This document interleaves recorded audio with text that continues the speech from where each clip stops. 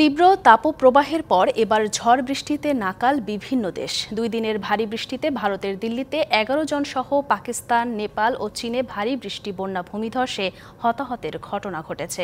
এছাড়া France, Switzerland ও ইতালিতে প্রবল ঝড় ও ভারী বৃষ্টিতে 7 জনের মৃত্যু হয়েছে। এদিকে ক্যারিবীয় দ্বীপপুঞ্জে আঘাত হানতে যাচ্ছে শক্তিশালী হারিকেন বেরিল। ভারী বৃষ্টিতে বিপর্যস্ত দিল্লি। এছাড়া উত্তরাখণ্ড, উত্তরপ্রদেশ, পূর্ব রাজস্থান, পশ্চিম মধ্যপ্রদেশের কিছু অংশেও ভারী বৃষ্টি হচ্ছে। লাদাখে নদীর পানি বেড়ে ট্যাঙ্কার ডুবে প্রাণ গেছে 5 সেনার। ধসে পড়েছে শিলিগুড়ি থেকে কালিম্পং এবং সিকিম যাওয়ার প্রধান সড়কের বেশ কিছু অংশ।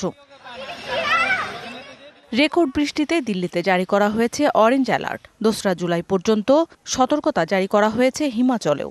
নগদের কাছে সব গ্রাহকই প্রিয়, তাই তো সারা দেশে ক্যাশ আউট চার্জ সবচেয়ে কম। গেল 5 দিনে পাকিস্তানের বেলুচিস্তান প্রদেশে ভারী বৃষ্টিতে হতাহতের ঘটনা ঘটেছে। নেপালেও 3 সপ্তাহে ভারী বৃষ্টি, বন্যা, বজ্রপাতে মারা গেছে অন্তত 28 জন। এছাড়া চীনে 1 সপ্তাহে বন্যা, ভূমিধসে মৃত্যু হয়েছে 71 জনের। ফ্রান্স, সুইজারল্যান্ড এবং ইতালিতে প্রবল ঝড় ও ভারী বৃষ্টিতে বাড়ছে মৃত্যু। ফ্রান্সের উত্তর পূর্বাঞ্চলীয় এলাকায় ঝড়ে গাছ উপড়ে গাড়ির উপর পড়ে 3 জনের প্রাণহানি হয়েছে। সুইজারল্যান্ডে ভূমিধসে মারা গেছে 4 জন।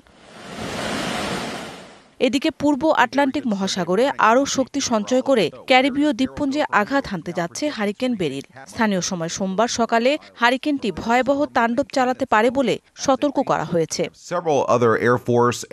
মৌসুমী শান্তা, ডিবিসি নিউজ ডেস্ক।